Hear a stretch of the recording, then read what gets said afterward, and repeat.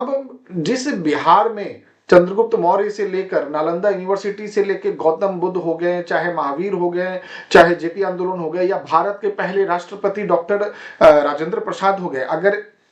जिस बिहार से इतने लोग निकले हैं उसके बावजूद वहां की जनता, जब एक और ऐड इसमें कर देता हूं कि आज के टाइम में क्या, पिछले जब से भारत आजाद हुआ उसके बाद से जितने भी आईएएस अधिकारी यानी यूपीएससी क्लियर करने में सबसे ज्यादा जो संख्या बल है वो बिहारियों का ही है, यानी बिहार के नागरिकों का है। जितने भी भारत में जितने भी कॉम्पिटिटिव एग्जामिनेशन है वहां आप जाकर देखेंगे तो बिहारी यानी बिहार के बच्चे वहां एग्जाम देते मिलेंगे आपको, और हर सरकारी विभाग में आपको बिहार के लोग मिल जाएंगे। और इसके पीछे का कारण क्या हुआ करता था, जैसा कि बिहार है, बिहार के दो अगर पार्ट को अगर मैं देखूं तो जो मिथिलांचल का एरिया है यानी गंगा के उस पार में बाढ़ के कारण पूरा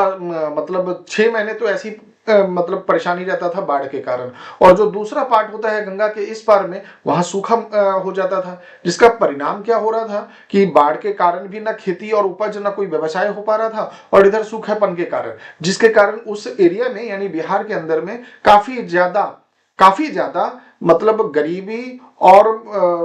अशिक्षा भी मतलब बोल सकते हैं कि गरीबी सबसे ज्यादा वहां आ गई, जिसके कारण क्या हुआ कि लोग जीविकोपार्जन के लिए और अपने परिवार को पालने के लिए उनको मजबूरी बस जीवन जीने के लिए उनको एक इस बिहार राज्य से दूसरे राज्य में पलायन करना पड़ गया। जैसा कि भारत के संविधान में हम सभी लोगों को ये एक राइट दिया गया है कि वो कहीं भी देश के किसी भी कोने में जाकर काम कर सकते हैं, और इसी संविधान के आधार पर हम बिहारियों ने क्या किया यानी हमारे पूर्वजों ने क्या किया कि वो बिहार से धीरे धीरे करके घर के एक बच्चे पलायन करते थे और वहां जाकर वो कमाते थे, और कमाने के बाद वहां से भेजा करते थे कि हमारा परिवार जो वहां बिहार में है उसको